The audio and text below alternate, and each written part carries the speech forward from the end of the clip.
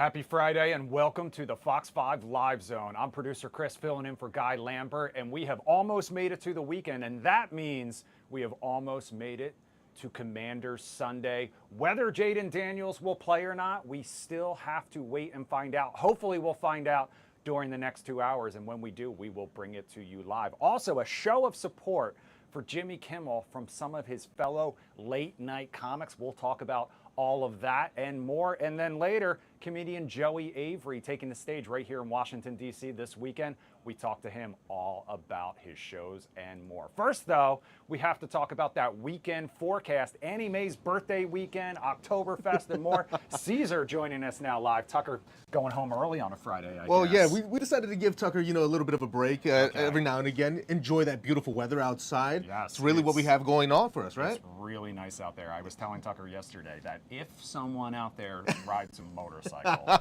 this is the type of weather that they wait all year for. Exactly. It's not too hot, but it's sunny, it's dry. You couldn't ask for better weather. Cannot. And that's really what we have in store for our Friday. Let's get right down to it, Let's do it. Hey, so what do we need to know? A sunny, summer-like Friday out there. As we head into the weekend, though, the temperatures start to drop back down, back into the 70s. So we start to become a little bit more mild, which you can never complain about for football. And then we start to see it becomes a little bit cloudier as we welcome the autumnal equinox, basically astronomical fall on Monday. So things start to become a little bit more fall-like in terms of our weather. But in general, for today, one of those last hurrahs of summer, right? Temperatures right there in the upper 80s, plenty of sunshine, warm afternoon is really what we're expecting out of it. Not really going to see much in the way of any kind of cloud cover or rain. That's going to be reserved for the weekend thanks to this high pressure system that sits over top of a lot of Canada, but we get that residual dryness and warmth that comes with those high pressure systems. So again, that's why we have that little summer-like setup for us. Then as we look a little closer, temperatures will show that we're all going to be in that slight red, right? That's the 80s right there. A little further north, we'll see some 70s, but in general, a beautiful day out there. Then as we head into the overnight hours, again, temperatures right there in those mid 60s, a few 50s towards the north and the west, but otherwise a mild night, starting to see a few clouds pick on up, and that'll lend in towards our planner for tomorrow. Look at that. For Saturday, we're expecting to see temperatures nice and comfortable around those mid 70s, upper 70s as well for a few areas closer into the city. But in general, we'll still have a few clouds. Could start to get a little thicker as we head in towards the afternoon and evening time frame because we are seeing the makings of our next system. So again, temperatures for most of our areas will be either in those upper 70s or low 80s for Saturday. Then as we head to the southeast zone, right? So we'll see places like Colonial Beach, Leonardtown, Prince Frederick, all around those mid 70s and upper 70s as well. And we had the same carbon copy forecast basically for the northwest zones. Upper 70s, low 80s. We don't really change up much. But you'll notice though, we do have that little bit of that cooler feel going into Sunday, that more fall-like weather, right? Those mid 70s. And then we get back to 80 degrees on Monday itself. But hey, can't ask for better weather. Mid 70s for the Commanders game there at Northwest Stadium as they take on the Las Vegas Raiders. Well, again, most of us will just be comfortable. If you maybe run cold or you just want an extra layer, not bad, but man, 75 degrees at the end of the game, it's going to be perfect. T-shirt weather. Absolutely. Right? Perfect weather. It's perfect tailgating weather. Exactly. Perfect tailgating weather. Maybe hang out in the green lot, gray lot, whichever lot you like. As long as it's one of the lots near, of course, Northwest Stadium, I feel like it's a good spot. But look at that. After, of course, the beautiful weekend, right, we start to see temperatures rising up a little bit going into Tuesday and Wednesday, but not too bad. The thing is, we do see some possible rain showers as we have our next system making its way in. So, again, all good things must come to an end. But the good thing is we start to dry on that as we start to head in towards the next weekend. So I'll take the midweek rain as long as we have dry weekends going for us, Dry weekends, right? and hopefully, because I talked about this with Tucker a little earlier this week, that rain will help those leaves get that vibrant color that we love to see during the fall rather than just go instantly brown and fall off. Right, no, so that's actually very important. You want some rain, but not too much. You want those cooler nights, but also some warmer temperatures during the day. So we're actually right in that sweet zone. Fingers crossed. I'm keeping my fingers crossed. But what that forecast said to me more than anything else is open windows at night because you got that nice cooler nights and then perfect weather for drinking beer and wearing leather lederhosen for Oktoberfest, because that's my plans this weekend. Look at that. All right, Caesar, thank you so much. If you want more Caesar, you want more weather anytime, Fox 5 weather on the go on the Fox local app. As always, that's where I hope you are watching us right now. All right, time now 12:05, taking a live look at the White House on what is an absolutely beautiful Friday. We want to dive into some of our big political stories of the day, and we're starting off this Friday with the big story that we talked about on Thursday, Jimmy Kimmel and the debate over free speech. Lawmakers, late night hosts, and the public blasting the White House's threats to free speech in the wake of ABC's suspension of the late night host. Right now, you're taking a live look at a protest happening in New York City. This is the WGA East, the Writers Guild, protesting the decision to pull Jimmy Kimmel's show. Speaking to reporters on Air Force One on Thursday, President Trump said to the TV networks, quote, "They give me only bad press, and then they're getting a license. I would think maybe their license should be taken away. All they do is hit Trump. They're licensed. They're not allowed to do that. They're an arm of the Democratic Party." He went on to say the decision would be up to FCC Chair Brendan Carr. So joining us now to talk about this story and much more, we have political and legal analyst Madeline Somerville. Madeline, good morning. Good afternoon. Happy Friday. Thanks so much for joining us on the Live Zone. Happy Friday to you. Thanks for having me. All right, I want your reaction first to what happened with Jimmy Kimmel and this decision by ABC and Disney to suspend him indefinitely. So I have a different reaction, I guess, personally than I do as a lawyer. Personally, I feel like this is an addition, this is another check in the box on the are we turning into authoritarian country checklist, right? That's my opinion. As a lawyer, I can give you the analysis, right? So when you have somebody who is a president of the United States who's on a plane saying, you know, I don't like the coverage that the media is giving of me right now. Maybe we take their license away. But, you know, it's not going to be up to me. It's going to be up to the FCC chair. The FCC chair was one of Russell Vogt's comrades at the Heritage Foundation. Russell Vogt is the Office of Management and Budget Director who also wrote Project 2025. So it doesn't look, it's not a good look, y'all. It's not a good look what we've got going on right now. When it comes to Kimmel in particular, it's not a news show, right? So I could understand if it was a news show and they were reporting something that was incorrect. But he's giving his opinion about what he thought a cause was. And I personally, I don't think there's anything wrong with that. I understand the free speech analysis though, right? So we've got the government can't control what government entities are going to say, right? That's one aspect. And then there's the government trying to control private entities. So Trump knows he can't do that. So one way that he can do that is by saying, I have to approve certain mergers, right? My administration, Brendan Carr, has to approve certain business deals that your network is part of. And if I don't like the way that you're treating me, I might not approve it. So that is a way that the government can interfere with private sector dealings without it technically being against the law. So the idea that private companies can respond to these situations how they see fit. Your employer, if you're an at-will employee, if they don't like what you say, there are limits to free speech. It doesn't necessarily protect you from getting fired from your job. However, threatening FCC licensing, is that a violation of free speech? I think so. But the way that our court system works is that usually there has to be a violation first before there can be any case actually brought in court, right? Because you have to have what's called standing, which means you have to have enough of a reason to be in court in the first place. So if there's just a threat and they can't draw that exact link between what the threat was and revoking the licensing, if that's what happens, and if they have an alternate reason why they're doing it, in addition to the threat, they can usually get away with it. So it's a very touchy situation. And in the courts, you're supposed to give deference to the president and to the presidential administration, because just like if I walked into court and gave a statement, I wouldn't have to be sworn in, because lawyers are supposed to be they're given the credence of being somebody who would tell the truth. It's supposed to be the same thing here.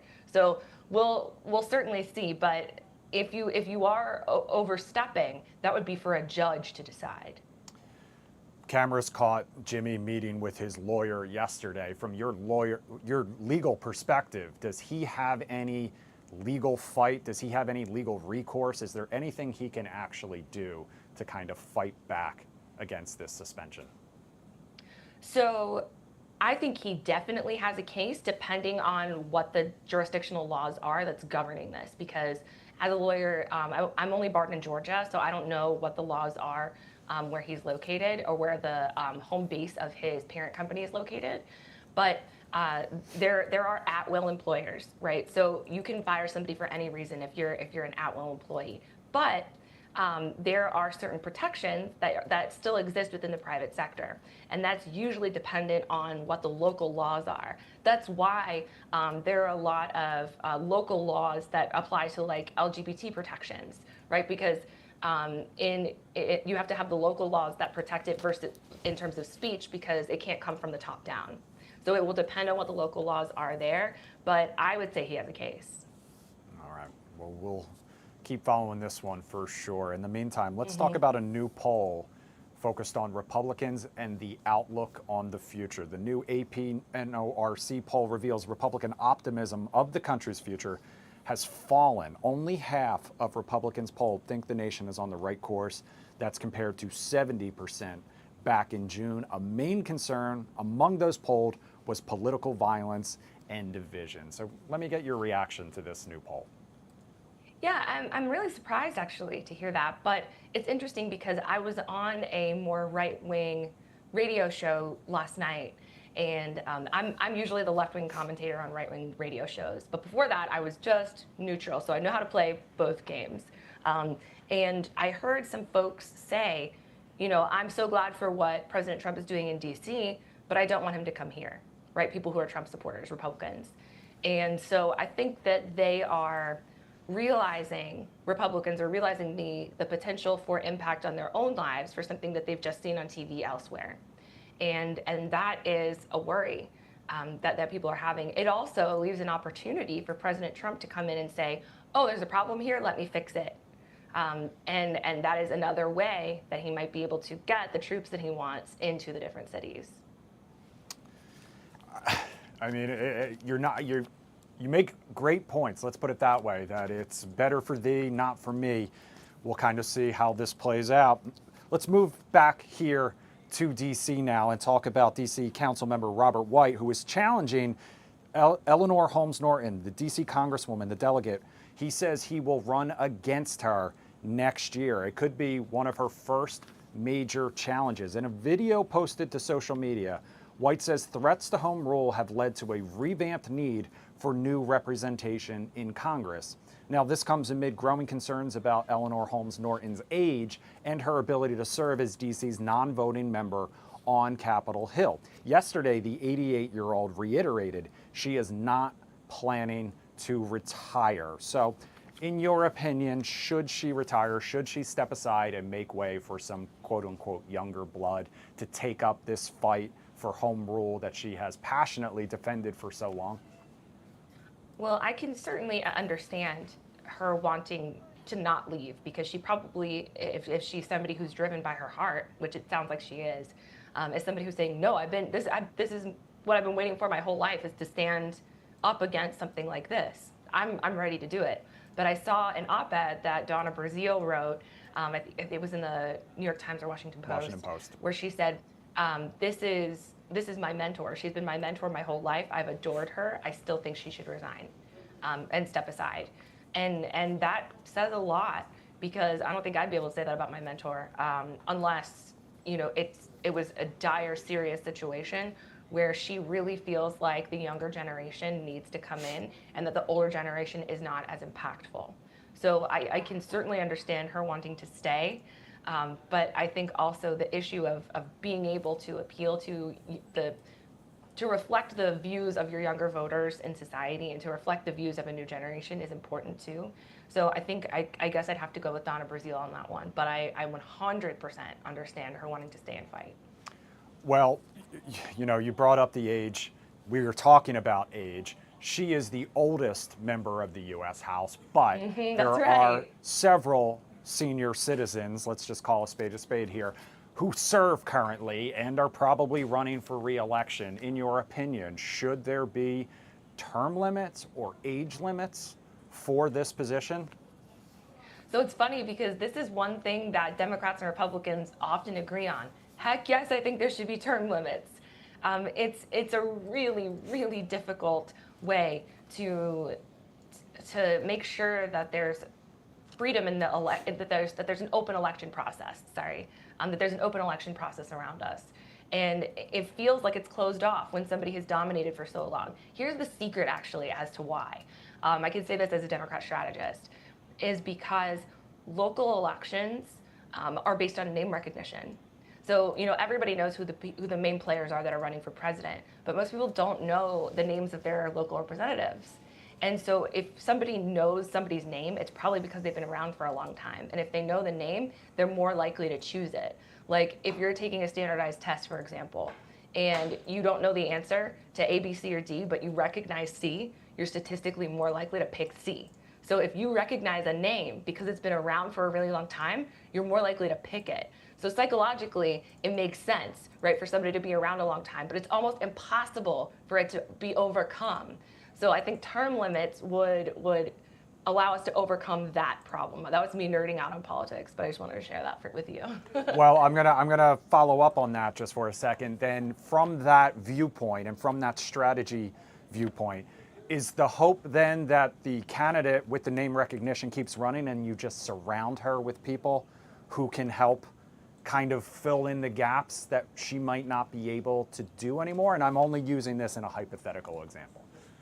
I think you may have just identified what the problem is with the Democratic Party. I think that may be the actual issue, right? Because I think I've been super critical of the Democratic Party, both parties really, but I think they're afraid to take any steps outside of what they know because there is older leadership and because there are these truisms that stay, consistent throughout time about human nature. And so I think that's probably what they're trying to do, rather than taking a risk, rather than saying it's more important to me that I'm reflecting the values and thoughts of my constituents than it is for me to stay safe and to do the thing that I hope will still work, because it didn't work last time.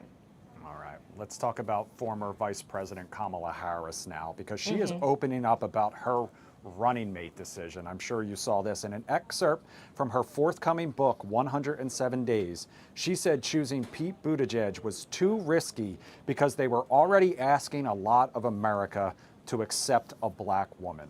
Buttigieg responded that he, quote, believes in giving Americans more credit. So nearly a year after the election, was this the right call? And does this admission surprise you in any way, shape, or form? It does surprise me a lot.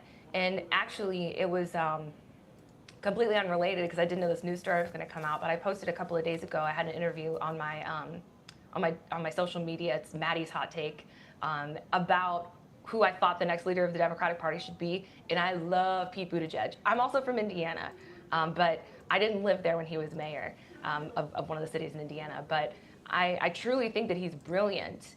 And I do think that the public deserves more credit than they're being given. However, I will tell you that Vivek Ramaswamy, who was one of the Republican candidates, who spoke out consistently about the fact that he didn't think it was going to make a difference that he was Hindu, or that his parents weren't born in this country.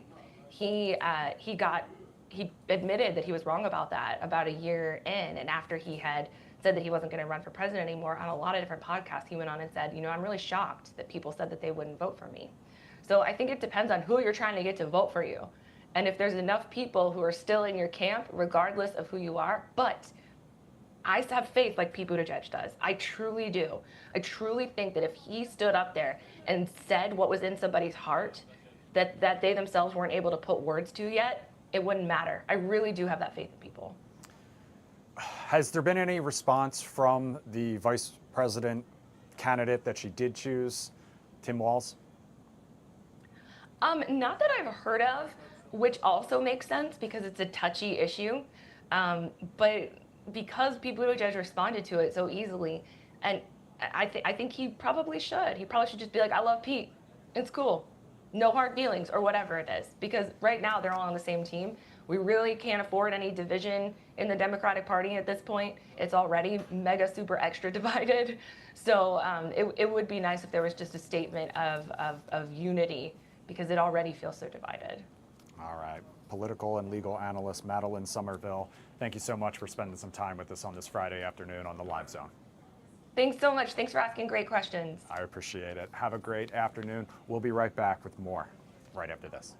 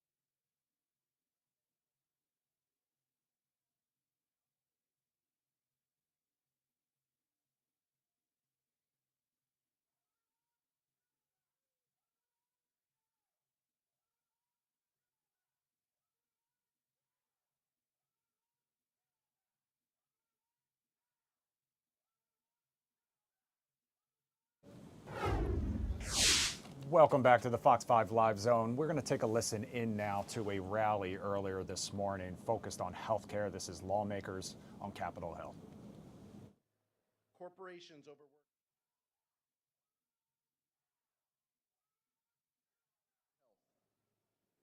Well, Democrats have made it clear that we didn't stand for these policies then, and we're making it clear again now. We will not rubber stamp Republicans' continuing resolution that does nothing to fix the healthcare crisis that they've created.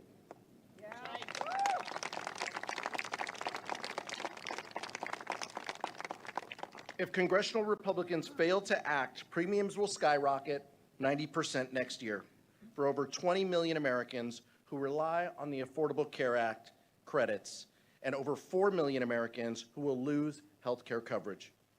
Let's put this in real terms. Children won't be able to get their medication. Seniors won't be able to see their doctor. Your neighbors will still get sick, and they'll all be out of luck if House Republicans have their way. That's why, once again, we're going to call for our Republican colleagues to join us in doing the right thing. Work with us for the good of our country and for the good of our people. Thank you. And I'll turn it over to the Democratic Whip, Catherine Clark. Thank you so much, Mr. Chairman. It is good to be with all of my colleagues here today. We are living in very difficult times. The air around our politics is crackling with potential violence. The lionization of hatred has opened deep wounds. And most importantly, the American dream is out of reach for many. The top 1% controls more wealth than our nation's entire middle class. While households in this country, most households, 60%, cannot afford the basics. Donald Trump rode into the presidency on the promise of giving those households a break, making life more affordable, giving hardworking people some breathing room. And he and his loyalists in the House have betrayed that promise. They have made life harder and more expensive, soaring the cost of groceries, clothes, and utility bills. Nowhere is this betrayal of the American people more evident than the Republicans' deep cuts in health care, denying millions of Americans the ability to get the care they need. Republicans have voted to kick 15 million people off of their health insurance. They have stripped Medicare of $500 billion. Today in their budget, they are prepared to cancel the coverage for another 4 million people while they soar premiums for everyone. The Republicans are voting to close hospitals and nursing homes. They are voting to defund cancer screenings, maternity care, and medical research. They are dismantling the public health system that keeps us safe. All of this pain and cost is to give tax cuts to the extremely wealthy. Well, we are here to say the American people deserve better. And when Donald Trump says, don't work with Democrats on a budget, he is saying, don't work for families at home. Americans deserve a lifeline. They deserve to have the tools to build their own success. They don't deserve to be pushed down and left behind. Democrats believe that people deserve health care that is affordable and available, care that is treated as a right and not a luxury item. Republicans created this bill, this budget, all on their own. And if they want to pass a budget that rips away health care, destroys jobs, and soars costs, if they want to make health care a luxury reserved for the rich, they can do that on their own.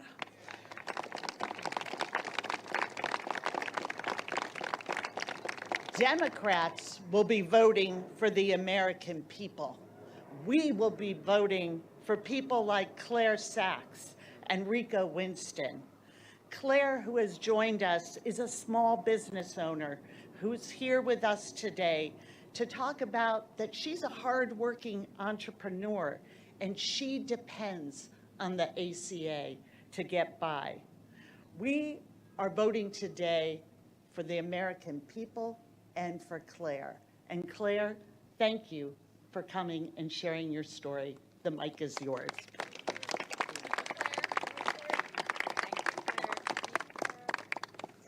Hi, I'm Claire Sachs, entrepreneur and founder of TPAC Consulting in Washington, D.C. I'm here today because Congress is facing a decision that will determine whether millions of entrepreneurs like me can keep their businesses open.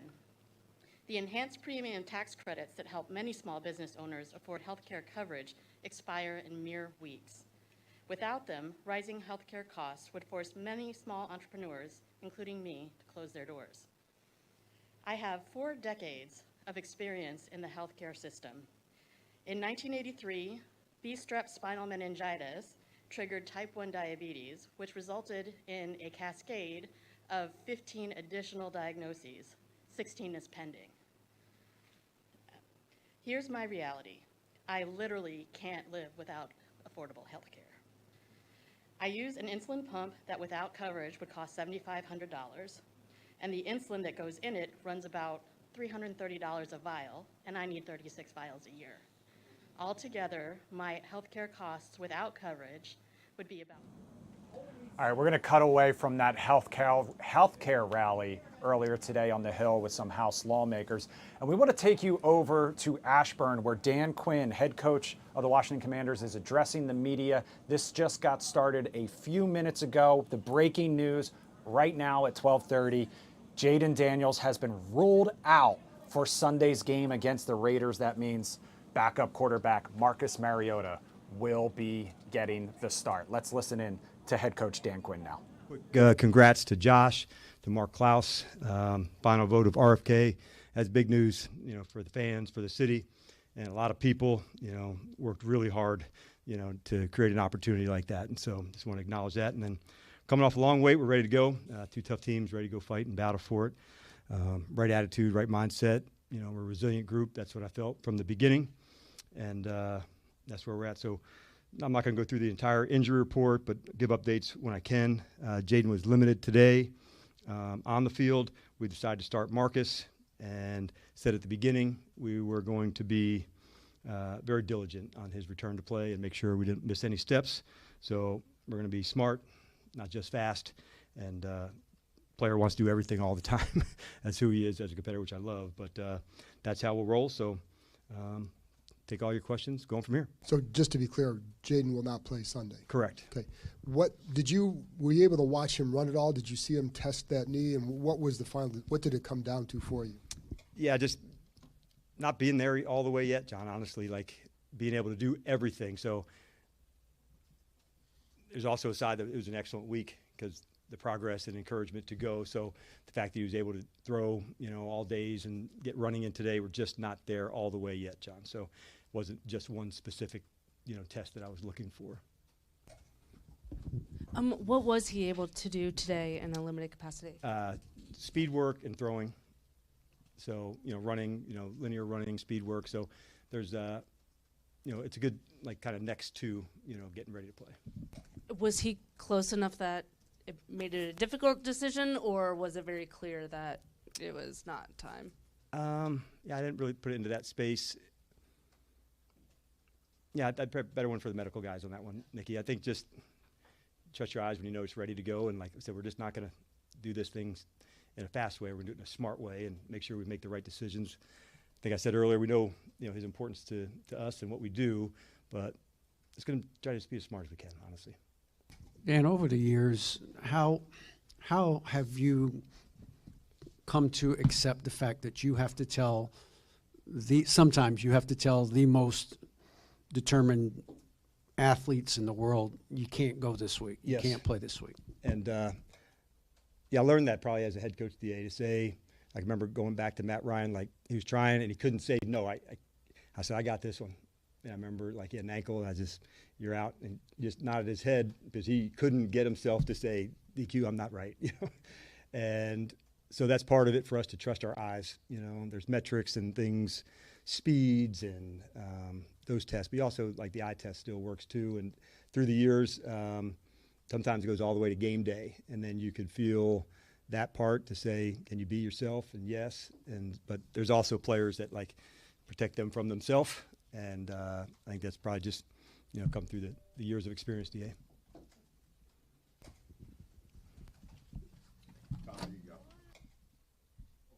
I was just going to ask, what was the thought process between announcing it now versus waiting to game day? Was it just to the point where you show them to change your mind? Correct.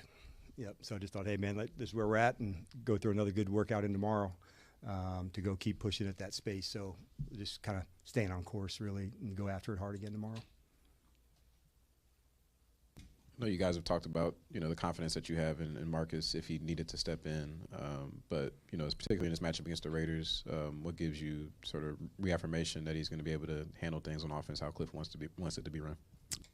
Yeah, a lot of zero, honestly, to do with this week. And so when we have him here, it's having two QBs in the building. And we've been together now going into our second season. So the room's pretty fantastic. They lean on each other, what things are best, how to feature the guys into that space. So I would say it's probably our time together of what we've seen, where he's at. About a month ago, he had an Achilles injury, maybe a little longer, maybe. But he really worked hard to get that part right. And maybe 3 weeks ago or so, man, you could feel all the things coming back. In the first, week of the season, working, against the defense on so many things. But he's just got such a strong grasp of what we do and how we get down. Hi, Dan. Good afternoon. What can you tell us about the exact nature of the injury to Jaden, and do you have a sense of how long this might keep him from playing? I wish I was smarter at that, but I'm not going to play the doctor. I just can't. But what I can say is that, like when you're out running on the grass, that's a good sign that you're making progress and you're hitting all the right marks. And so it also takes your legs to throw a lot. It's not just an upper body stationary throw. It's everything to go through that, your movements to stuff. So we're definitely encouraged about where, the progress is being made. But as far as the specifics of it, I won't go into, but I can say that he's making good progress. So I wanted to see the speeds and the throwing, although it just seems like you would think that's just upper body. It's way more than that, different platforms. How do I, move and go? So that's a big part of it too. But there's also in and out of the pocket, doing all the things to go. So we still got work to do. All right, welcome back. You've been listening to head coach Dan Quinn giving an update to the media about Jaden Daniels, quarterback JD5. Update on his condition for Sunday. He will not be playing. He said he took limited reps today, not playing Sunday, not all the way there yet, able to do some speed work and running. But that means Marcus Mariota will be taking on the Las Vegas Raiders on Sunday. Chad Ricardo, our go-to man of the people in Commanders coverage. Talk to me about this. Are you shocked in any way, shape, or form? Not at all, Chris. And I believe that anybody who has been following this story, who has been following this week, basically saw this coming. We heard from Dan Quinn earlier this week, and what he told us was that the injury to Jaden Daniels, that he had the MRI over the weekend, and that the injury was not considered to be serious, but that they were going to take their time with Jaden, not only because they care about the young man, but they care about his future as a player as well. And Chris, I don't want to throw any jinxes on anything, but of course, here in this area, we know that years ago, there was a big-time quarterback who came and set the world on fire, suffered a knee injury, and came back too soon and basically lost it all at that point. Of course, that is RG3. I believe that this is more of a cautionary thing. The team does not want to put too much on Jaden. It's week 3, everybody. Let him rest. Let him get back to 100% before he comes back out again. All right, well, talk to me a little bit about what this means for Sunday's game plan and how Marcus Mariota, what he does for the team, what the team needs to do to get a victory. Obviously coming off of a tough defeat, and you've got a tough schedule ahead of you with the Chargers, the Bears, the Falcons, all coming up too. One of the toughest schedules. We heard from offensive coordinator Cliff Kingsbury on yesterday, Chris, and what he said is that the Washington Commanders are so fortunate that they have 2 starting quarterbacks in the building. That second, of course, being a Marcus Mariota, number 2 overall pick in his own regard, came in last season 3 times in relief of Jaden Daniels, leading the team to victory. Also led the team to a victory as a starter against the Tennessee Titans as well. So of Marcus Mariota, the good things is that he has many of the similar traits of a Jaden Daniels. The offense does not have to restructure the way that they play too much. Marcus Mariota, a proven veteran, someone that this team trusts in and that those wide receivers have some rapport with as well. So if you're a Commanders fan and you're sitting at home right now, you're beginning to hit that panic button, Chris.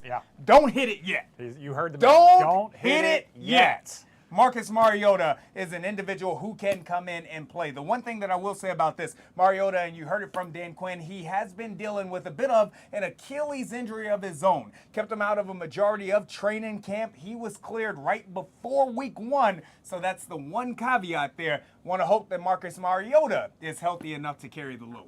Okay, well, you were listening to that press conference here with me. What you heard from Dan Quinn in terms of he didn't want to play doctor, he didn't want to say what this means for the severity of the injury. Are you hearing the right things, that they're putting his health, his future first? Absolutely. And that's kind of the mark of this coaching staff, of this organization, from Dan Quinn all the way up to Adam Peters, owner Josh Harris as well. This is an organization that is operating in the right way. They are putting the interests of the players first. So when you look at Jaden Daniels, they could say, hey, JD5, we need you to go out there and win this game. We're coming off of a tough loss. We look bad out there. You got to go win this game. But this team, this structure, this organization, they understand that it's so much bigger than week 3 against the Las Vegas Raiders. So, sir, you take a step back, sit down this week, get healthier. We're going to keep you from rushing yourself out there. Get healthier. Come back hopefully next week. As Dan Quinn said, Jaden Daniels did hit his markers this week. The fact that he practiced today, that he was out there even taking limited reps,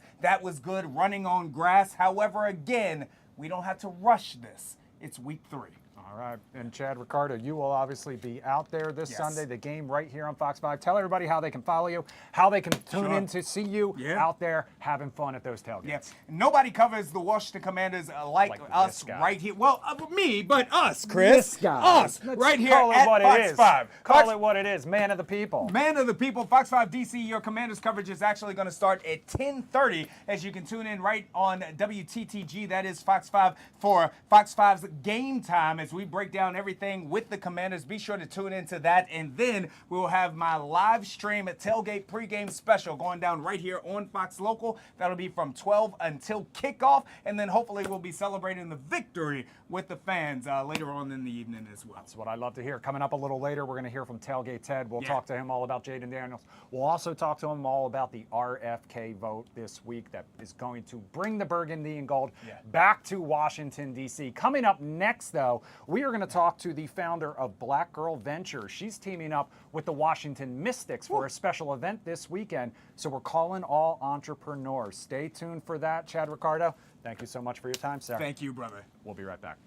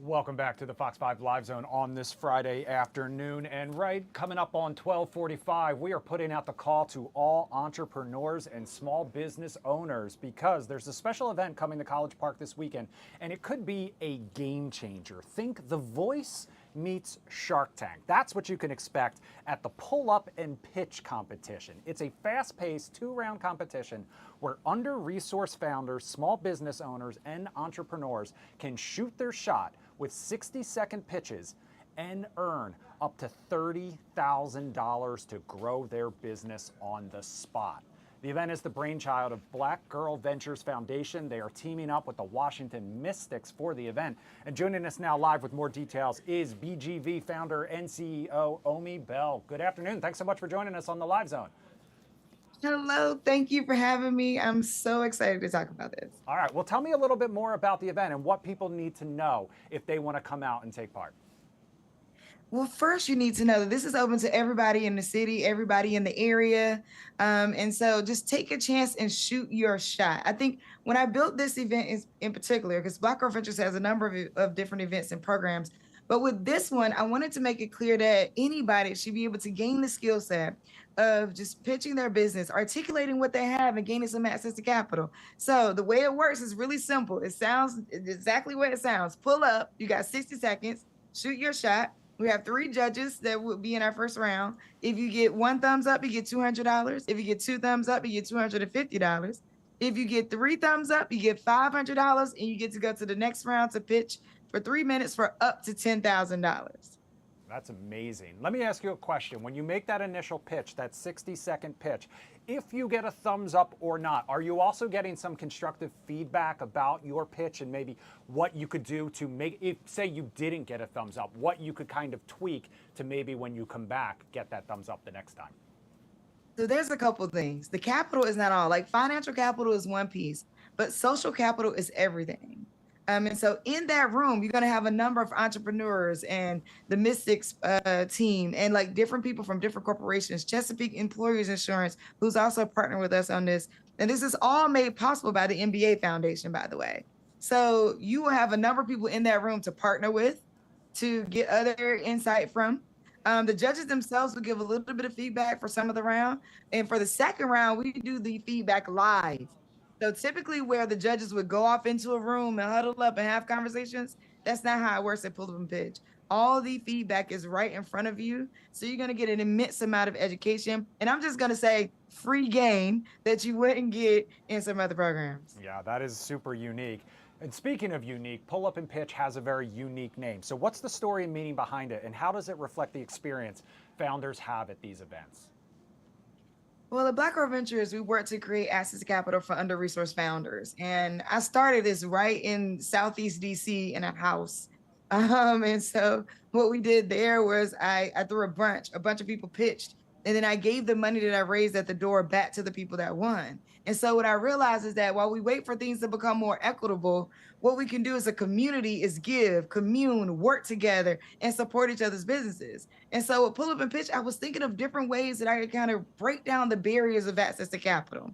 And even though the $200 and $250 and $500 sounds like low dollar amounts, we'll be giving this away to up to 100 people. And then that $10,000 round, there's going to be one lucky person that walks away with that larger prize. However, the opportunity to just shoot your shot and walk away with some capital can help you retain a contractor, help you with marketing, help you buy your next product batch or add to the mix of your next batch is of the extreme importance. It's going to be small infusions of capital to keep these businesses going through our economic times like this.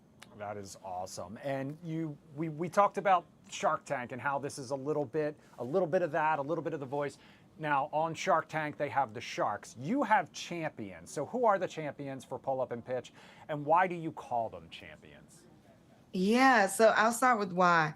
We call them champions because what we realize at Black Girl Ventures is we don't want to mirror the problem, which is less than 1% of people making decisions for the whole. Right. And we wanted to make sure that we are being as equitable as possible. So in our regular BGV pitch, the champions, they're just there to get feedback. They don't make the final decision. The whole entire audience gets to decide. Now, at Pull Up and Pitch, you do have judges that are giving thumbs up and thumbs down. And those judges for this time will be Allison McCauley, who's the Chief Business Officer for the Washington Mystics, for WNBA Washington Mystics. We're so excited. The Mystics have been an amazing partner for us. And this is our third time partnering with them. And so we're so excited to bring this back to DC, to the DMV. And then we have Kendra Woolridge. She is the CEO of Janet & Joe, which is a top non-toxic nail care brand in the wedding industry. We have Jody Schwartz, who's the Chief Growth Officer at Chesapeake Employers Insurance, which is also a partner on this. So we're excited to work with this high level of expertise that's everywhere from like corporation to also entrepreneurs on the ground to help give some feedback and to help entrepreneurs grow. While you were speaking, we were taking a look at some video from past events. So what impact have you seen so far from BGV pitch and pull up and pitch events, and what excites you most about the movement's future? Yeah, well, listen, we have seen, so this is one of our largest attended events. We usually get 200 to 300 people that come out plus that. And you can line up as early as about 10 a.m. We start at 1. But it's first come, first serve. So you want to get in line and you want to be able to shoot your shot. Because again, we're giving this capital out on the spot, by the way. So you get your $200, your $250, your $500 right on the spot. The $10,000 comes later, but still, there'll be 3 top prizes too, by the way. So 10,000 is just the top. There's also 6,000, and then there's 2,000. The future of this, so the impact is that it's going to be education. It's going to be networking. Increasing your network, because people fund people. So you want to get to know more people. The future of this looks like, so next year, Black Girl Ventures is going to be 10 years old. That's right. In 2016 is where I launched Black Girl Ventures in that house in Southeast DC. And now here we are, a national movement, internationally known, working with amazing partners like the NBA, like Nike, like the WNBA, Washington Mystics. Like, it is amazing time to see where we've grown. And we'll be across multiple different cities doing the pull up and pitch. So the future of this is next year, we're going to be across 3 to 4 different cities, including DC, to bring this pull up and pitch back. And we see tons of founders that come out, and the impact is just immeasurable. Well, happy early 10-year anniversary. So obviously you've been building community and opportunities for these under-resourced founders for almost a decade now. Can you talk to me a little bit about what inspired this mission? I'm a founder myself. So I got laid off twice. And as we know right now, 300,000 Black women have exited or the workforce in some fashion. We know that 1 in 4 adults right now have a side gig. And I was side hustling my entire life, to be honest with you. My entire adult life, I've been side hustling. I'm trying to figure out how to make extra money because I was a single parent with 2 kids. And that America, honestly, is just not built for single parents with more than 1 kid trying to make it. And I think now when we look at what the economy is, for sure, people are going to need infusions of capital to keep them going through these different times and the ebb and flow of how economics work. So I had a t-shirt company. I was building that. I was head down. I was like, let's go. And I thought that was going to be my life. I started doing some work with Google. I'm training people in the DMV, in fact, on marketing and how to grow their businesses. And then I realized community is where it's at. We have to have community in everything we do. And that's what Black Girl Ventures was born. I put together, I'm also a performance poet, straight from the DMV area, Busboys and Poets, all those different circuits that I've been a part of. And I pulled that part of me from the art community and the business part of me and the computer science part of me and said, you know what could I do to change the world? What could I do? If I can't change the game, can I change the playing field? What could I do to inspire change? And that's where Black Girl Ventures was born. And that's where the evolution of how Black Girl Ventures works, including pull up and pitch, comes into play. A woman of many talents, paying it forward. Thank you so much for joining us. Before I let you go, for anyone who wants to take part, remind them where, when, and how. Absolutely. You can go to blackgirlventures.org, click events, and it'll take you to the events area. But we're going to be Saturday, tomorrow, September the 20th. From 1 to 4, we'll be at University of Maryland at the Adele H. Hampton Student Union. So pull up, shoot your shot. Omi Bell, thank you so much for spending some time with us. Good luck tomorrow, and I hope that you give out as much money as possible. Thank you. Thank you so much for having me. Have a great afternoon. We'll be back with more Live Zone right after this.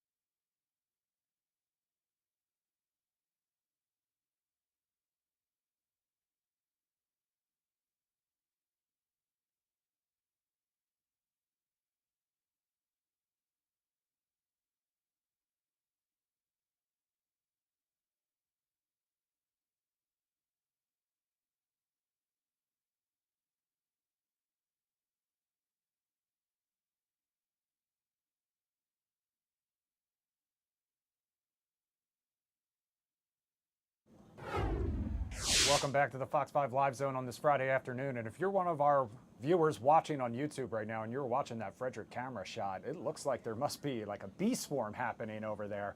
I've been watching it every commercial break.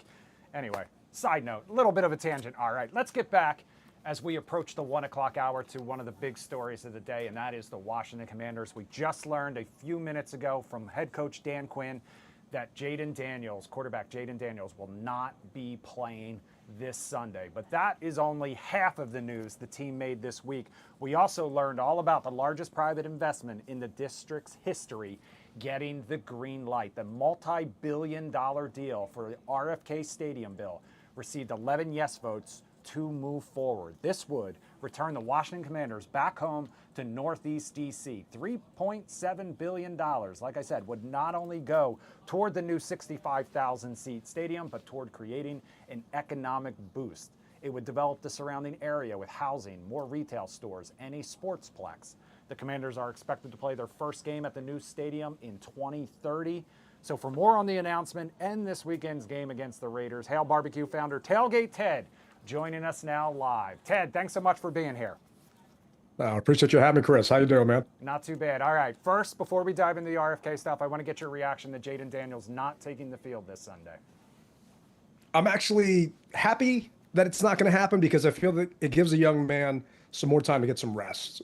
I don't want to look ahead to the next game, but really, it's a marathon, not a sprint. And next week, we play a very tough Chargers team out in LA.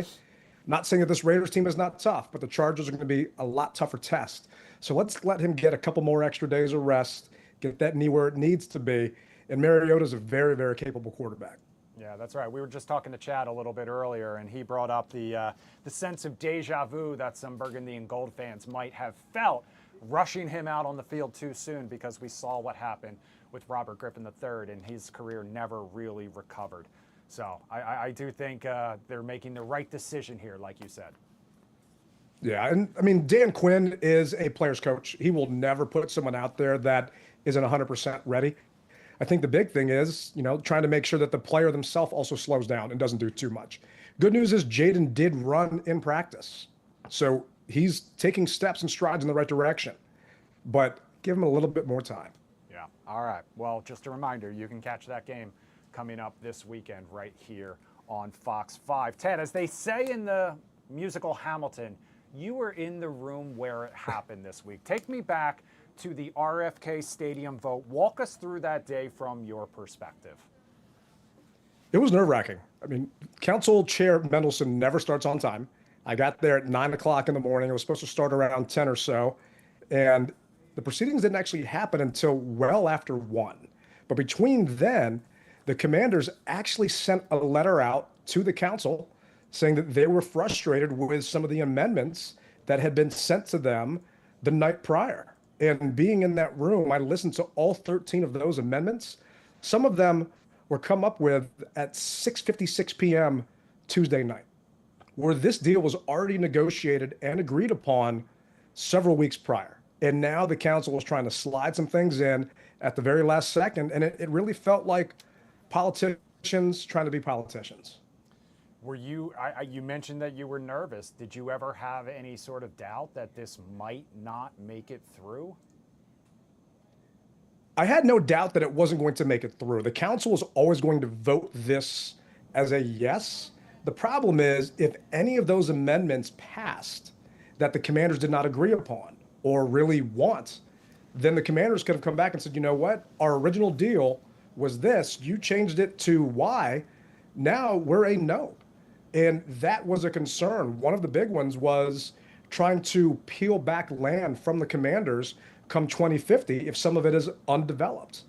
And Council Chair Mendelson actually said that Robert White Jr., who brought up 5 amendments, by the way, was trying to find a problem or a solution for a problem where there actually wasn't one. And he was one of the 2 no votes, if I'm not mistaken. And now he just announced that he is going to run for Congress. Talk to me about what comes next and what the future looks like over the course of these next 5 years now. Well, Mayor Bowser has to sign it, which we all know she's going to. And after that, it actually goes to a 30-day review period to Congress. So Congress typically just lets these things slide through. and all said and done, and we're a go for construction on the stadium. But they do have a chance to railroad this a little bit, change this a little bit. Who knows which way the wind is blowing, what Congress is going to do. The mayor was actually on the Hill yesterday testifying in front of Congress for some other matters not related to RFK, more pertinent to just DC in general. But assuming all of that happens smoothly in that 30-day review period, we're all driving past RFK now. You're seeing that thing being taken down piece by piece. I mean, it looks like a skeleton. I think Brian Mitchell was saying it kind of looks like the Roman Colosseum out there with just really the outer structure intact. Yeah, I know, and not to get overly political, but you did bring up some of these attacks on DC home rule. The president has never been shy about being outspoken. He has even talked about the possibility of bringing back the old name and possibly tying these things all together. Do you see any sort of roadblocks from a federal level to the kind of pushing this across the finish line, so to speak? The fact that it was a unanimous decision by all of Congress to pass this thing at the 11th hour to give DC the land back, I don't see that happening. I mean, it was just a momentous evening for them to actually vote through the night.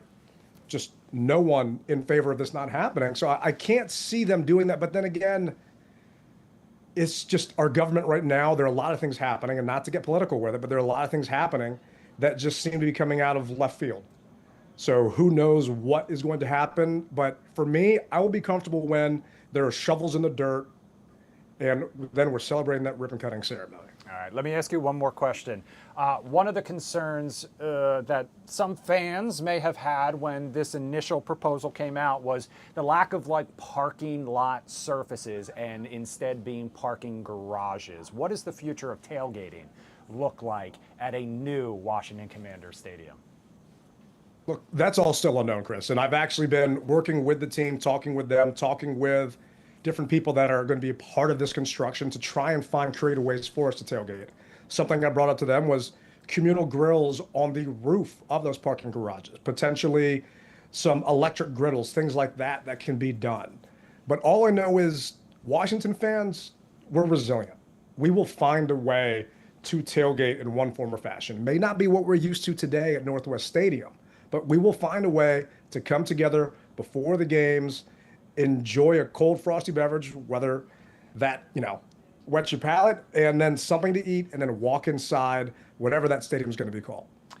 All right, one more question for you. What's on the menu this weekend? Where can fans find you if they're heading out to the Raiders game? This is kind of three questions in one. And what do you expect from the game this weekend? What's your prediction? So on the menu, we obviously go with the theme of the team that's just come into town. It's kind of tough because it's Vegas. Mm-hmm. They're not known for a lot of things, but we are doing a Chateaubriand with a mushroom demi-glaze over a horseradish mashed potato. Chateaubriand is a filet mignon type. We're doing some Sierra Nevada beer brats.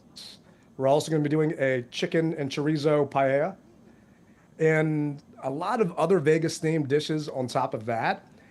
I'm thinking the Commanders pull this off. Regardless of Jaden Daniels not being there, Marcus Mariota stepped up admirably last year, the 3 times he did have to come in for Jaden. And don't forget, he was also a second-round pick, also won a Heisman Trophy, right? And he did play for the Raiders and probably wants to stick it to him.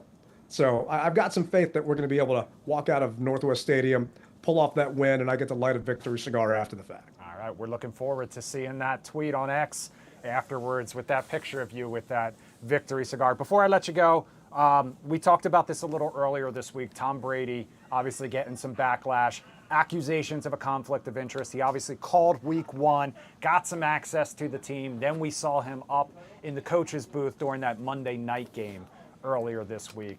Give me your thoughts on that and where things kind of stand with Tom Brady. I think it's a non-story, to be honest with you, Chris. The coaches, owners, everyone knows who's on the schedule. They know, okay, it's Brady. We're playing the Raiders. They're not going to share or divulge any information that he could potentially share with them. So you got to give Dan Quinn and everyone else some credit on that coaching staff to make sure, if anything, I would plant some false things just to kind of leave some teasers there to see if Brady did try and share anything with him. Mm-hmm. Yeah, bringing it full circle back to the Hamilton, like I mentioned there, a little subterfuge, if you will. Ted, thanks so much for joining us. Have a great time out at the tailgate. It sounds like it's going to be absolutely perfect weather. Thanks for spending some time with us today on the Live Zone. No, thanks for having me, Chris. You guys take care. Go Commanders. All right, it is 1:05 this afternoon. We'll take a quick break. More Live Zone coming up next.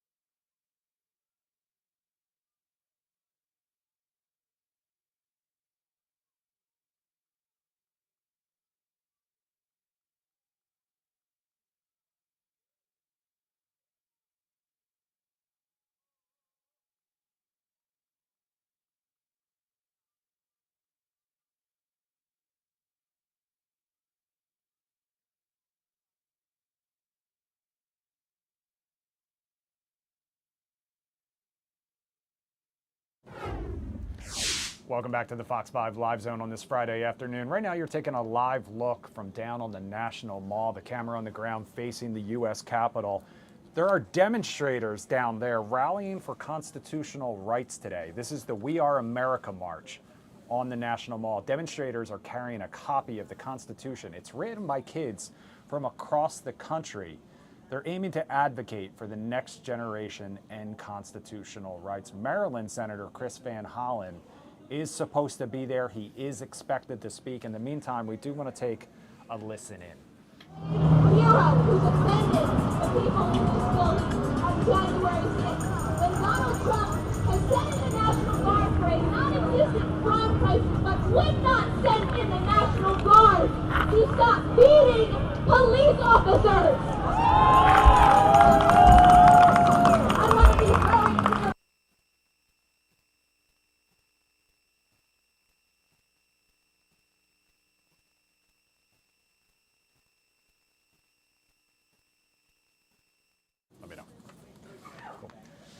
All right, so a very brief listen in to the We Are America March. We'll bring you back to that if or when we see Senator Van Hollen take the mic. In the meantime, I want to take you over to an event that happened a little earlier this afternoon. This is War Secretary Pete Hegseth speaking at a Department of War 2025 National POW MIA Recognition Day ceremony. Take a listen. You can tell those who are here and those who have not yet returned, you are never forgotten.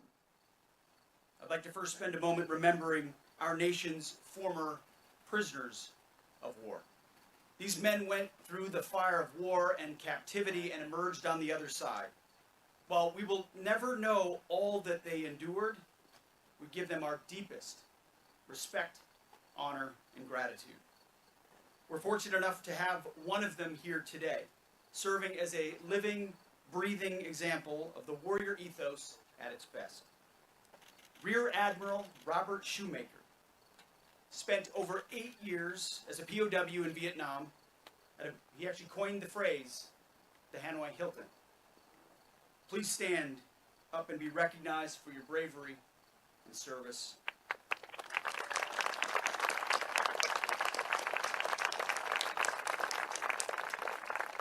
Thank you, Admiral. I hope someday my kids and grandkids come to understand what that would take. The sheer courage, the fortitude it would take. And most Americans, I can't fathom. But we have such men. And may we always honor and recognize them. Thank you.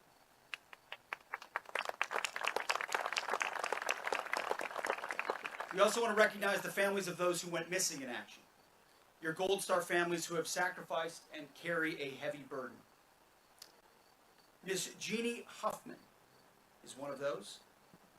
She was just 5 months old when her father, Navy Commander Edward James Jacobs Jr., went missing off the Vietnam coast in 1967. I had a chance to meet her just moments ago.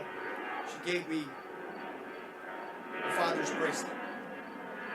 This year, she designed our National POW MIA Recognition Day poster, of a copy of which is on your program. On the poster are a Marine and 4 Army ROTC cadets from Old Dominion University. They're in period uniforms, all pointing in one way or another, binoculars, compass, radio, all pointing to the way home. All of the cadets are here and represent the future of the warrior ethos. Welcome to all of them. And to Jeannie. Jeannie, if you would stand, please. Thank you very much.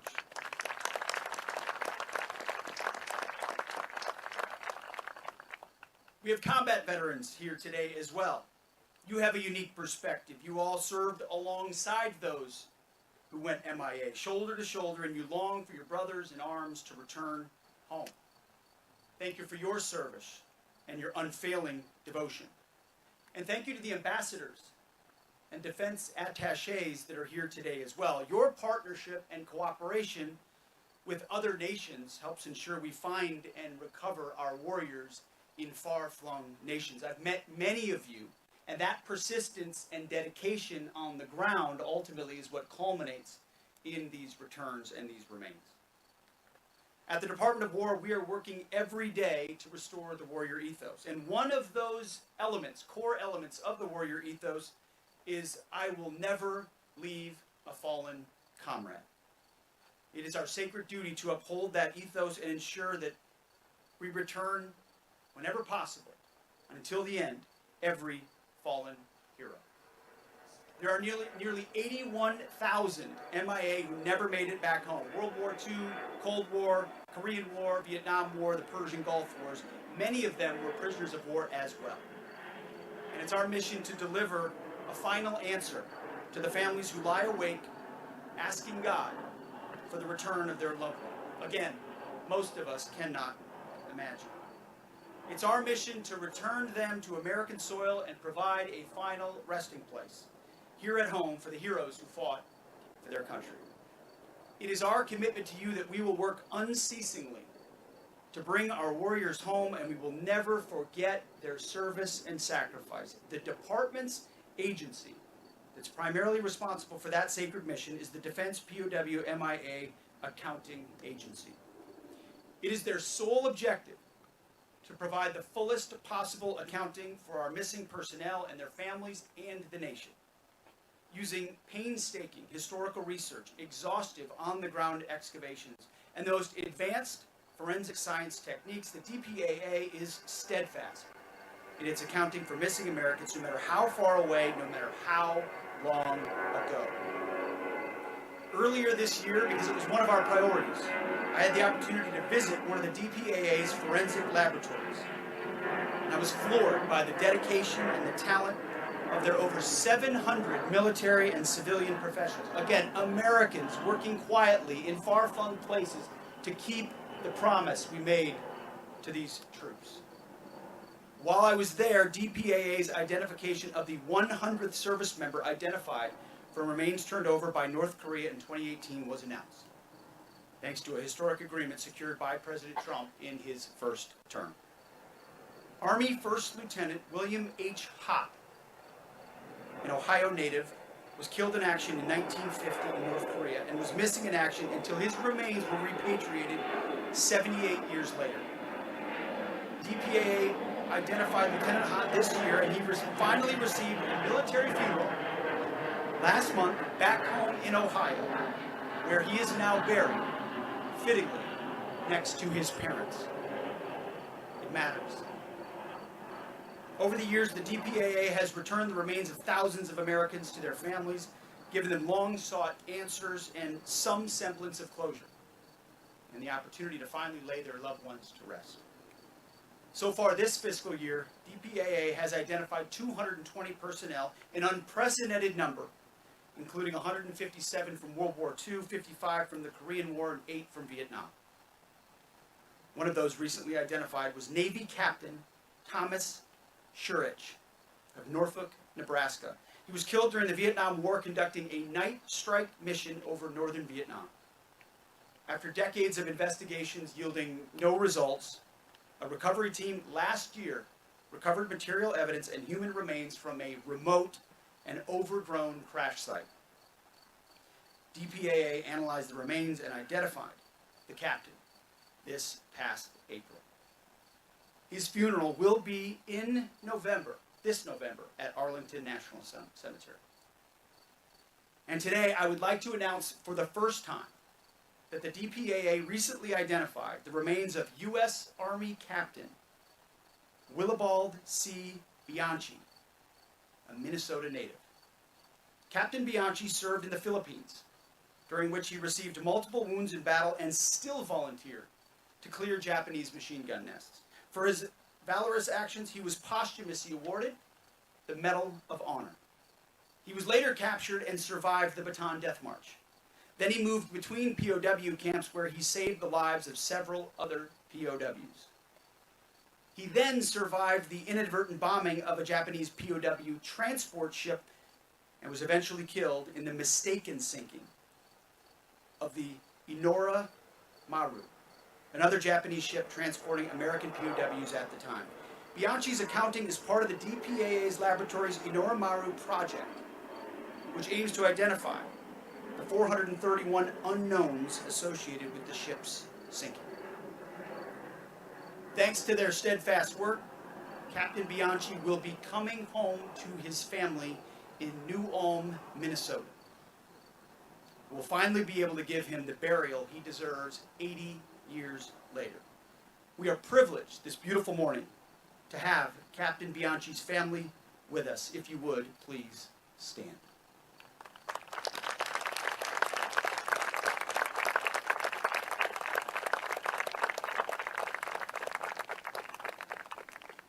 I had a chance to meet them before this ceremony as well, a nephew and 3 nieces, all from New Ulm, Minnesota, which is a Minnesota native, born and raised not that many miles away. I'm familiar with New Ulm.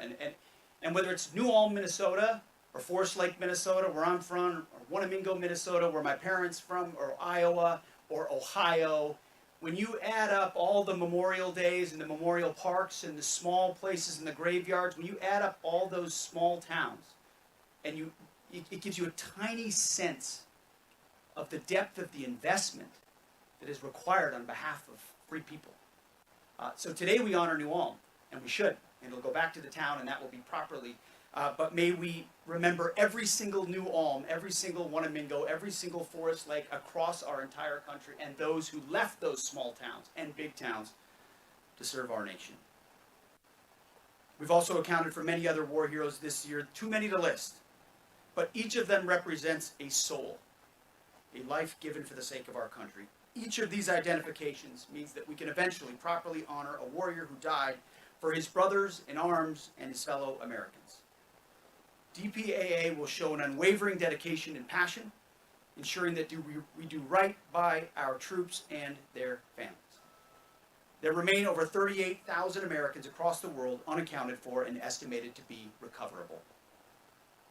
They are our goal. Their Gold Star families still carry a void in heart and mind that passes from generation to generation. That is my commitment to you on behalf of the entire War Department. We will never stop. We will never cease.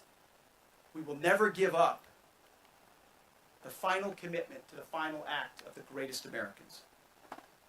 Prisoners of war, those missing in action, and their families have borne the greatest sacrifices for our country that we can imagine. We owe them an immeasurable debt. They gave the greatest possible sacrifice you could give on the altar of freedom. We will never leave them. and we will not forget them. Because what we do now for them then says a lot about us today, and we all pray that someday a Secretary of War here, 50 years from now on this field, is ensuring that anyone lost in future battlefields is brought home. It's all I'd want for myself, for my kids, for our generation of warriors, is the same level of commitment that's unrelenting and never stops. So thank you for all you've given. Thank you for joining us. Thank you for this commitment, and God bless our warriors. Thank you. All right, so that was Defense/War Secretary Pete Hegseth speaking earlier today at a POW MIA event at the Pentagon. Department of War 2025 National POW MIA Recognition Day ceremony. We'll have much more Live Zone on the other side of the break. Tony P here for some celebrity dish and what to watch. We'll be right back.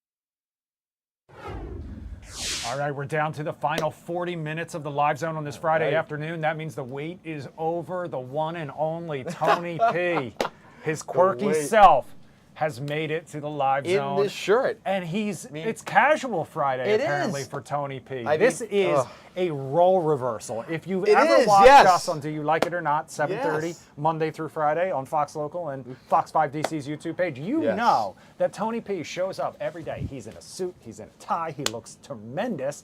And meanwhile, I'm over there looking like a slacker. Like come on. Like his, I'm not even going to say it. My uncle like his troublemaking little brother, despite the fact that I'm like 20 years older than the man.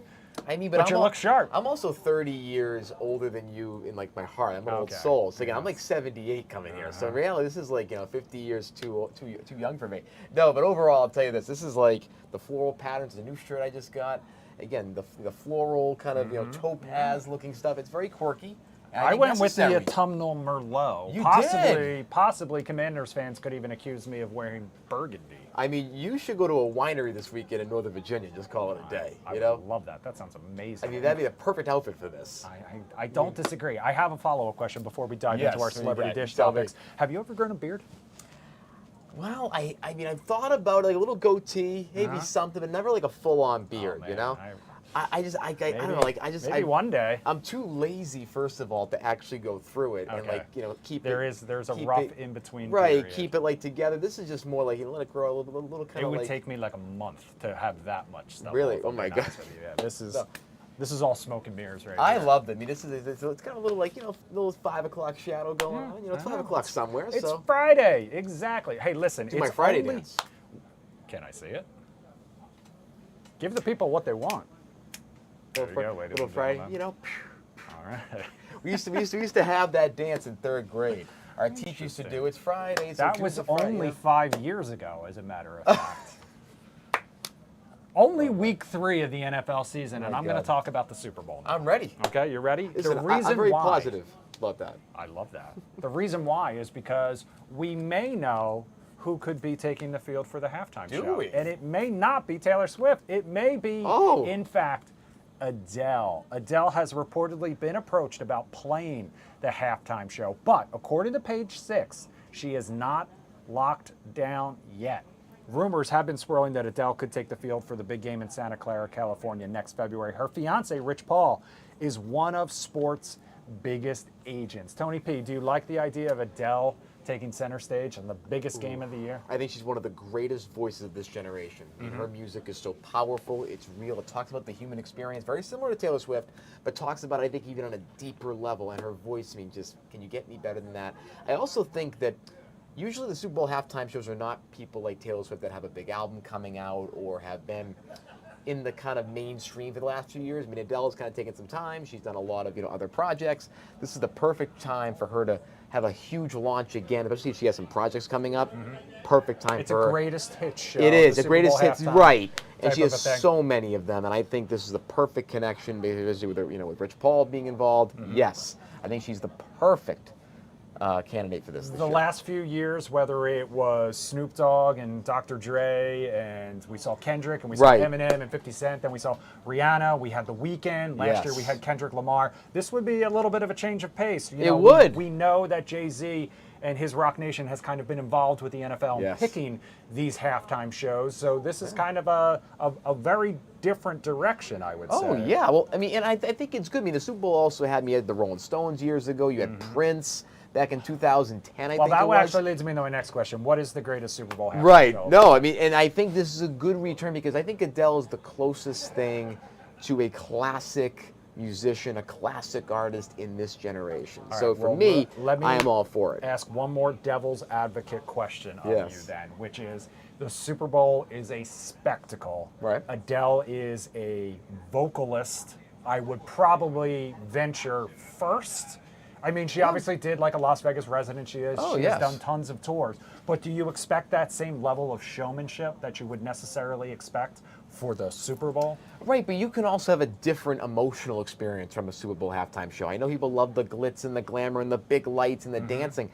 I think people are looking for an emotional experience this time around, especially that we know where we are right now as a country. We need something that's kind of inspirational, that really provokes us into having an emotional connection. And her music, you could make so many great visuals along with that, rolling in the deep, like that energy that comes with it. That'd be the perfect match for truly an immersive Super Bowl experience. Again, we saw it, U2 did a great Super Bowl, in 2002, very emotional appeal to a huge, swath, I guess, especially what's going on, at the time. So I think right it's after important. 9/11. Right, again, not the same, obviously. Right. But I think we need an appeal to the heart right now. And I think it'd be really cool to have her. Hello from the other side. Yep. We'll have to wait and see. That When Super Bowl we halftime find makes you out, cry every time. we will bring it to you. All right, you mentioned Taylor Swift. Let's talk about her because we learned today we're not just getting a new album come next month. She posted on social media earlier today that a movie is in the works. She's coming to a theater near you. I hereby invite you to a dazzling soiree, the official release party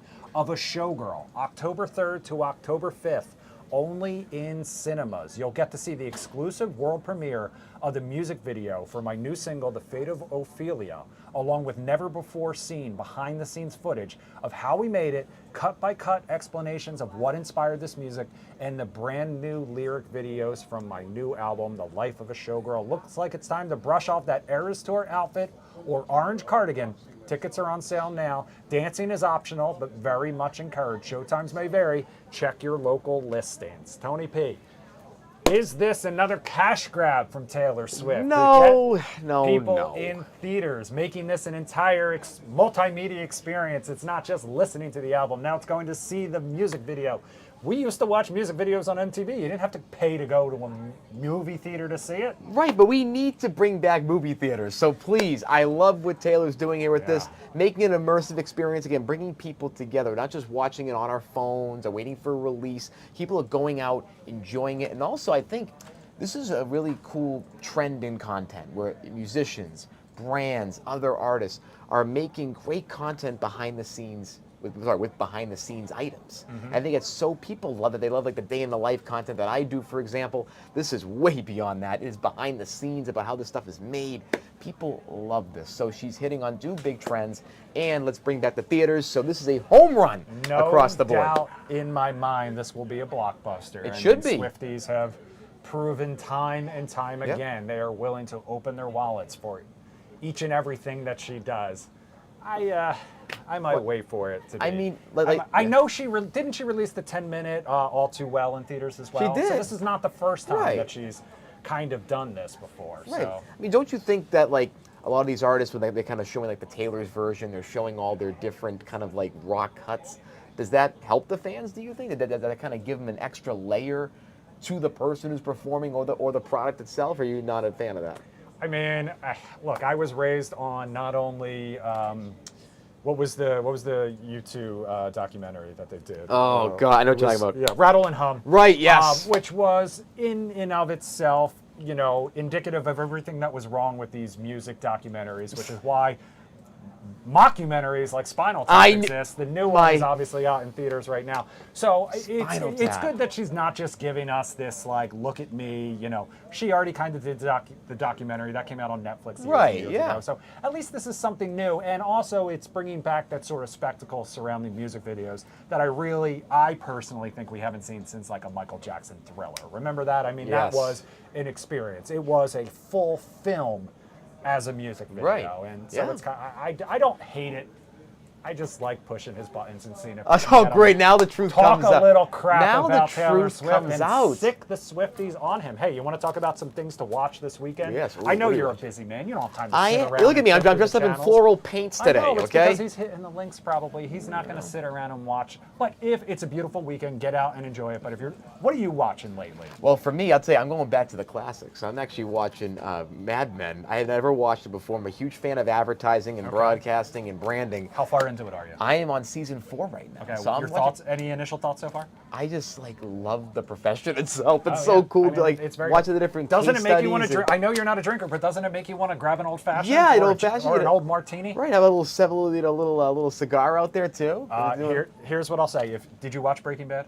No. Okay, they were on at the exact same time, and what used to inevitably happen is John Hamm and Bryan Cranston would be nominated head-to-head against each other for Best Actor. And in my humble opinion, which means nothing to anybody, Mad Men was one of the best written shows of all time. Ever. Not to say that Breaking Bad wasn't. It was also perfection.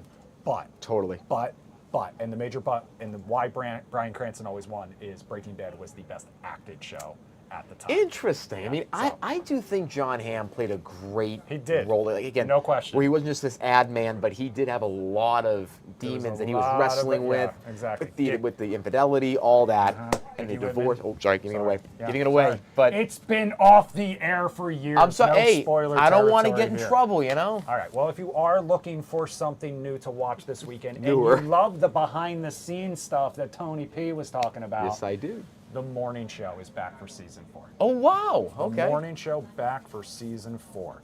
All right. Listen. Here is what I will tell you about this show. Tony P loves studying news. Nothing gives you a behind-the-scenes look at the drama that happens in a newsroom better than this show. Excited. All right. If you're all caught up, this season picks up 2 years after the events of season 3. UBA and NBN merging.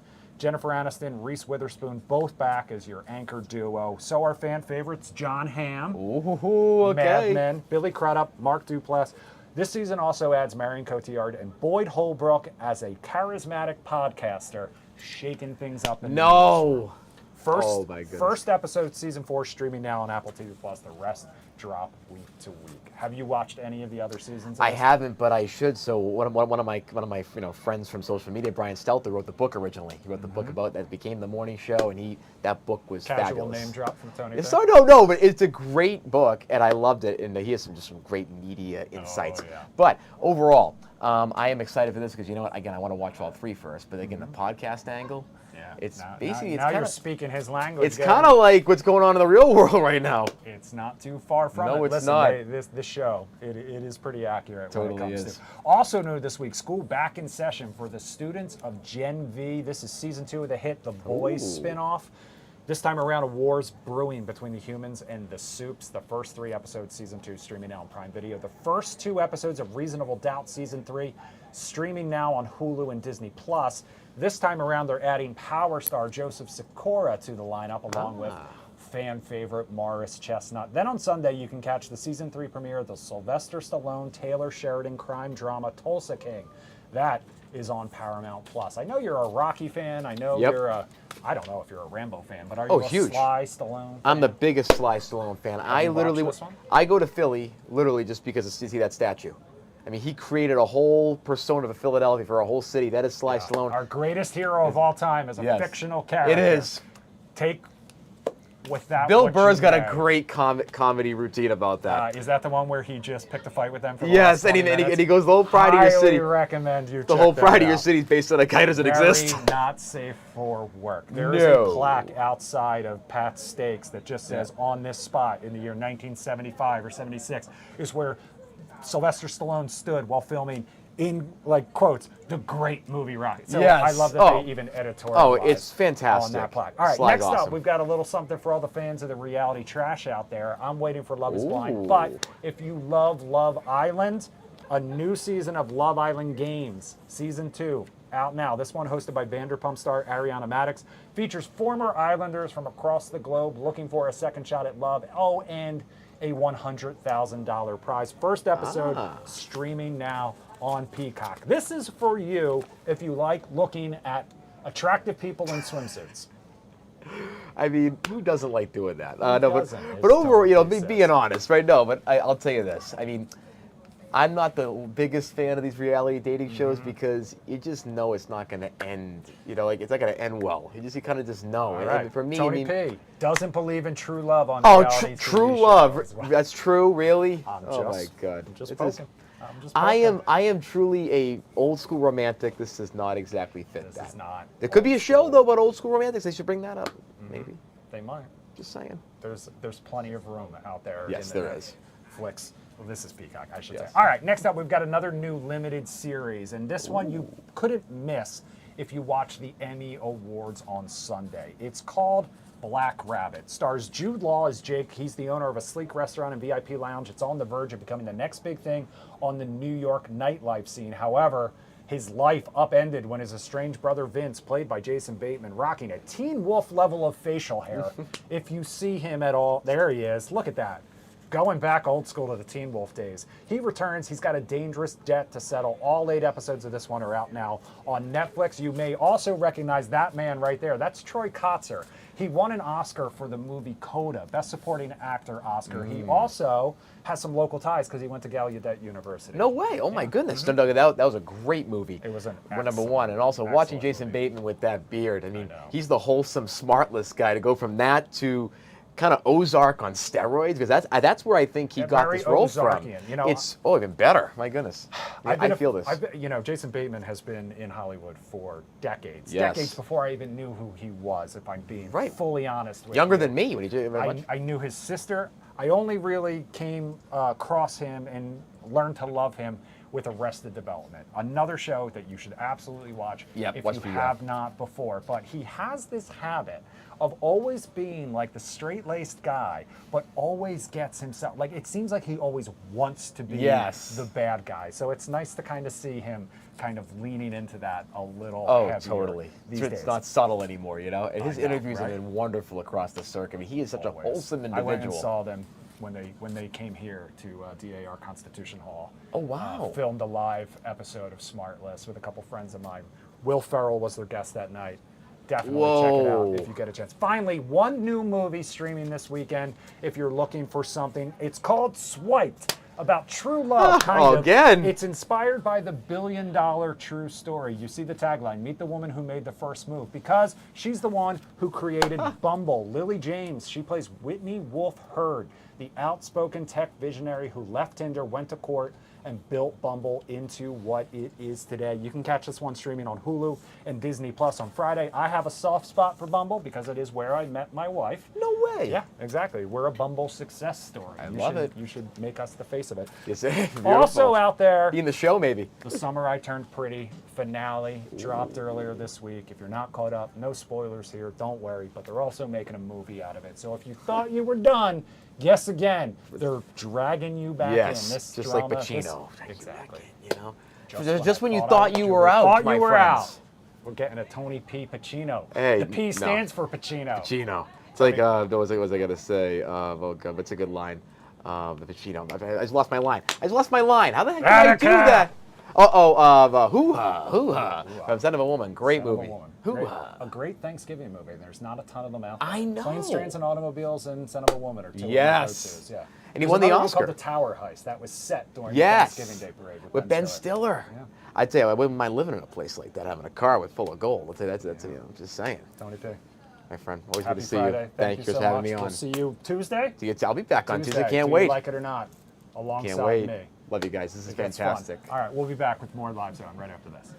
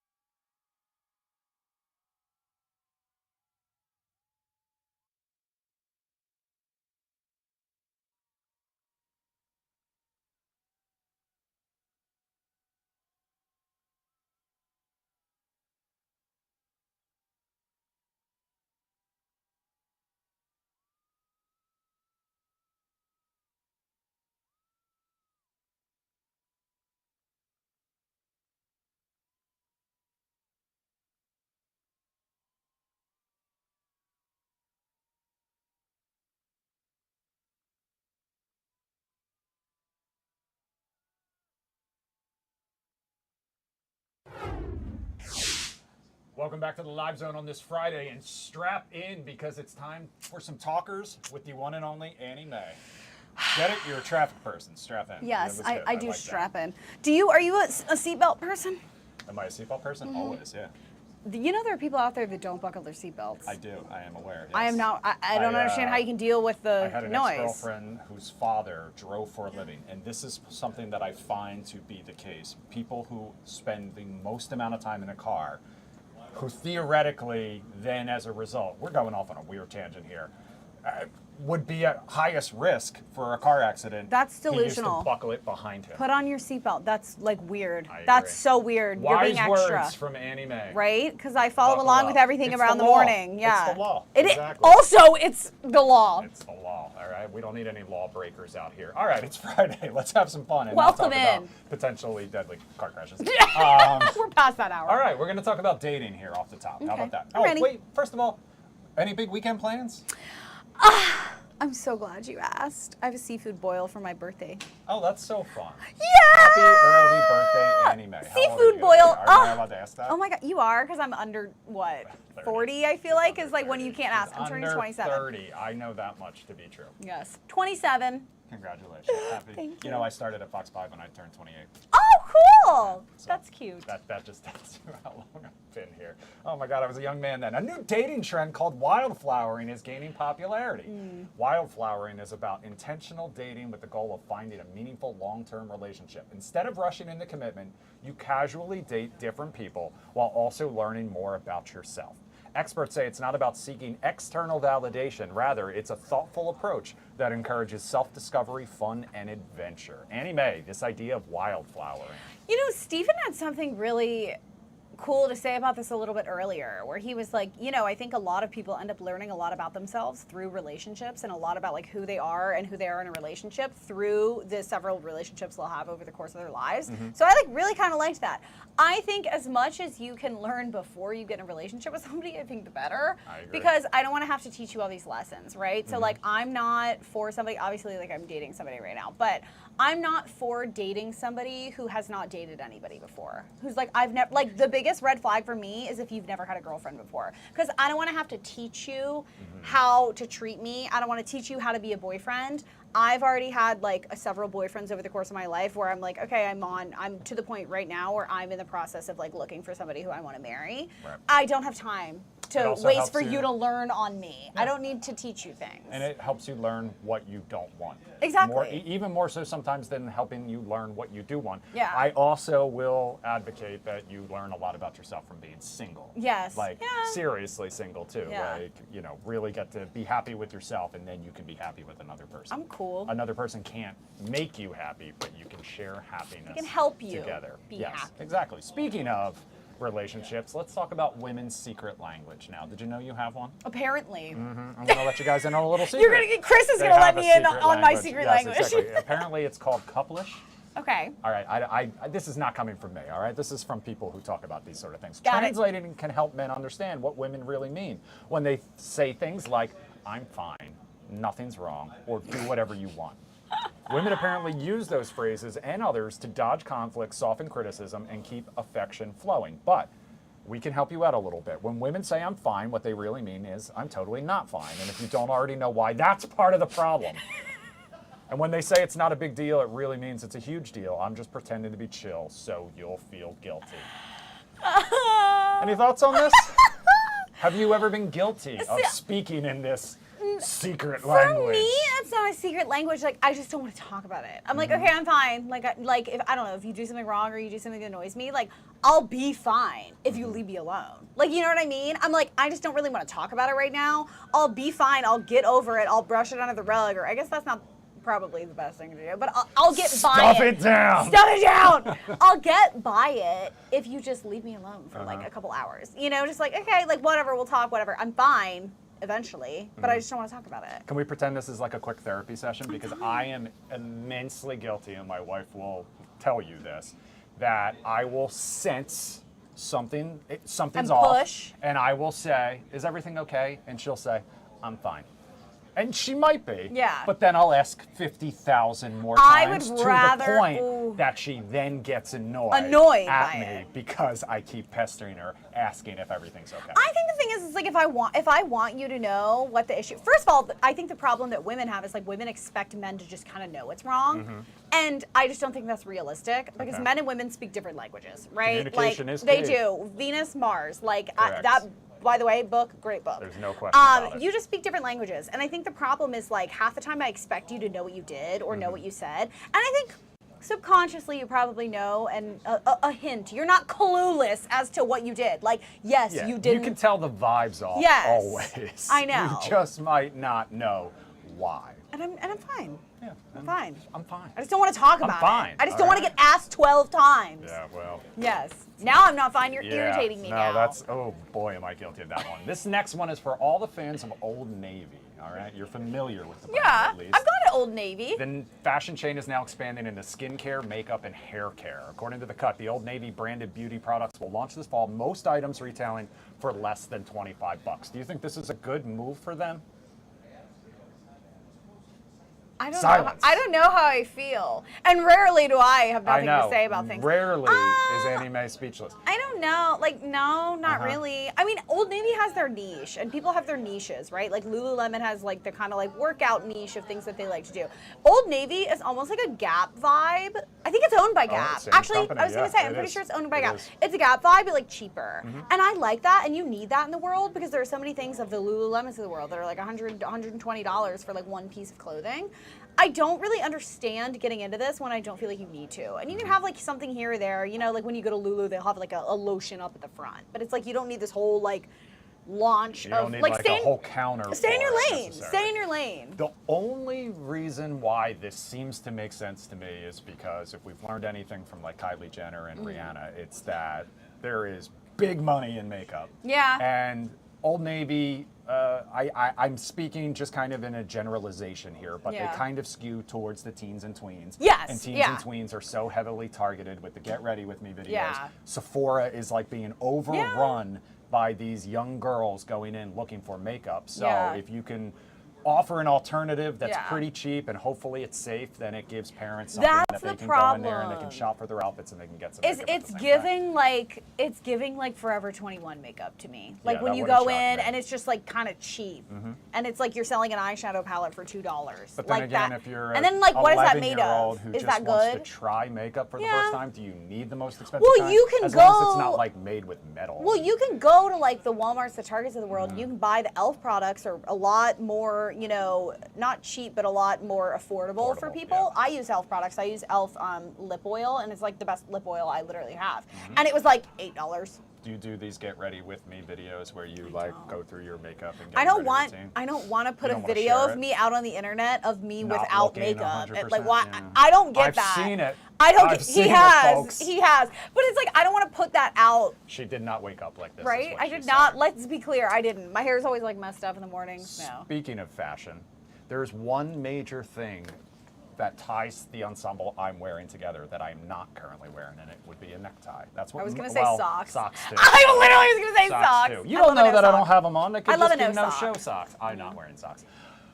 But ties are apparently coming back. Were That's they out? according to, yeah, I mean, as style has gotten more casual, a lot of men have ditched Valid. the tie. A lot of men have just gone with like, you know, and Guy Lambert, who hosts this show, normally you'll see him, he'll have the shirt fully buttoned up and not necessarily a tie.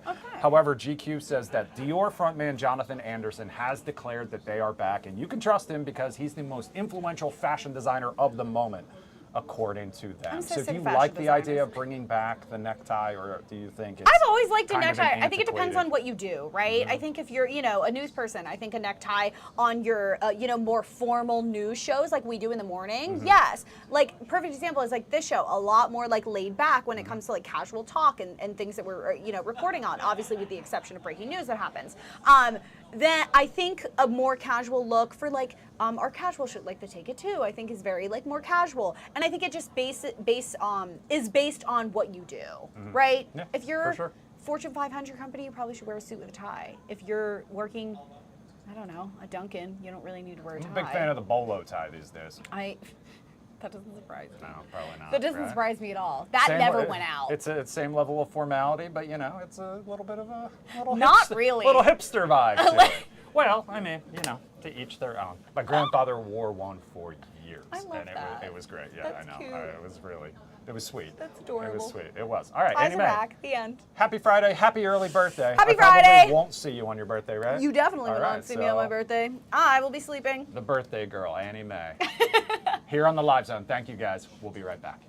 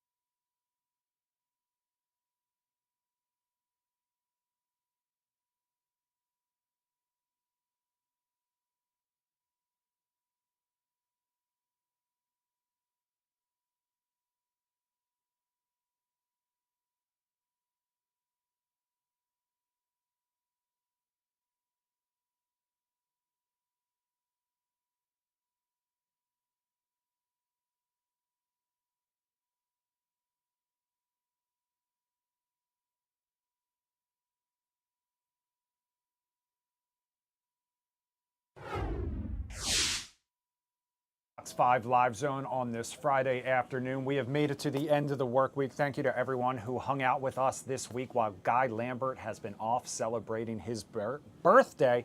I'll be back tonight at 7:30 for Do You Like It or Not right here on Fox Local and streaming on Fox 5 DC's YouTube page. Bisma Ahmed will be back with me tonight. Still working on the rundown for all the fun stories. I'll do a little preview coming up on the DMV zone at 3 o'clock with Marina Morocco. In the meantime, Chad Ricardo has all your Friday night football action. You can check him out a little later. Coming up next, though, The Take at 2. Have a great weekend. We'll see you.